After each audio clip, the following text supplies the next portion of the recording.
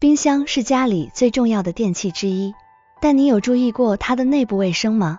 有些人可能会发现冰箱内壁上经常结霜，这不仅占用空间，还可能导致电费增加。其实，结霜的主要原因是冰箱门打开时，热空气进入冷空间，水分迅速凝结形成霜层。要避免这种情况发生，首先要检查冰箱门的封条是否完好无损。如果封条老化或松动，热空气会更容易进入冰箱，造成霜层加厚。另外，冰箱内部的食物最好用密封盒装好，减少湿气的产生。